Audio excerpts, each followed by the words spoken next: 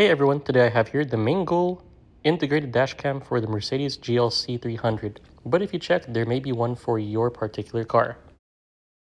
If we look here, we have the GPS antenna, the manuals, the harness cable to integrate with your car, the backup camera, and the backup camera cord,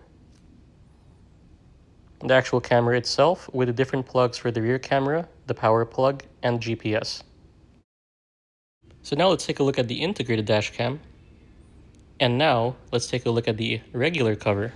This is what the compartment looks like, so we're just going to pull this down.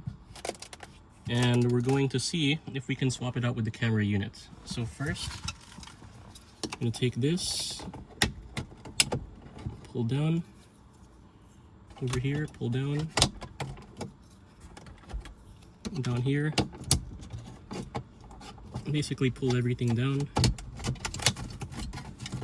Now, this part here, from what I remember, you pry this down like this.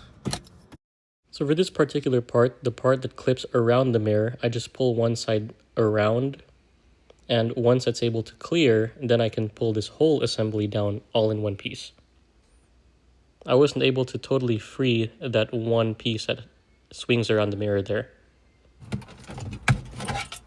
Okay. So with that cover down, there is something going in here that is purple. So we're going to push this in, take this out, and it looks like this. So for that, we have this plug over here. So this is just going to plug straight into this harness.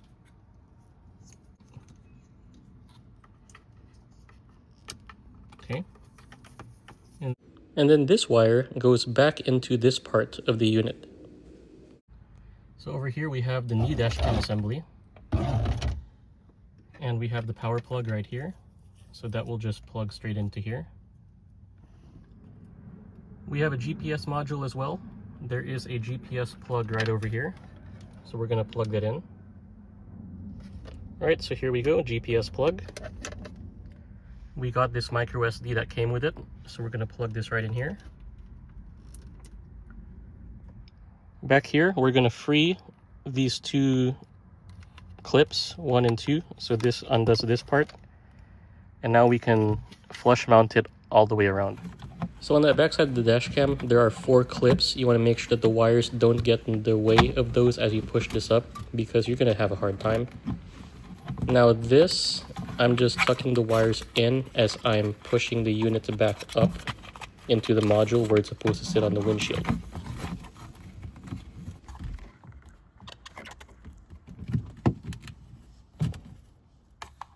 So now if we look at it right here, we just need to push this up and meet the clips. Then that part should be good to go.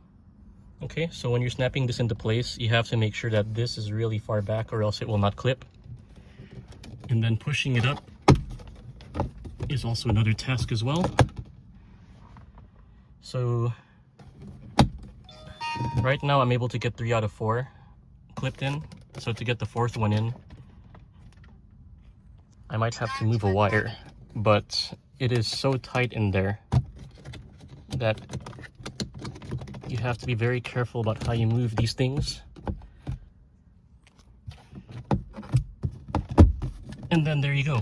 Okay, so finally clipped in all the way. The GPS antenna cannot be hidden behind the compartment, so I have to stick it on the windshield right here. But I will do that later. And there's also a rear camera that can be hooked in here. There is a decently long wire, but it's pretty hot outside, so I'm just going to clip this all in for now and then deal with that in another video. If you look on the driver's side of the dash cam, you can actually see the blinking lights, and then you can actually hear it in its operation too.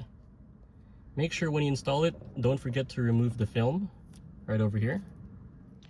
So the camera also does have an app. It is the Viewer app, where you connect to it on Wi-Fi and you're able to access the videos and stuff.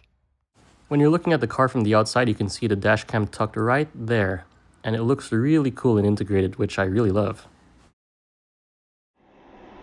The camera does record video and audio.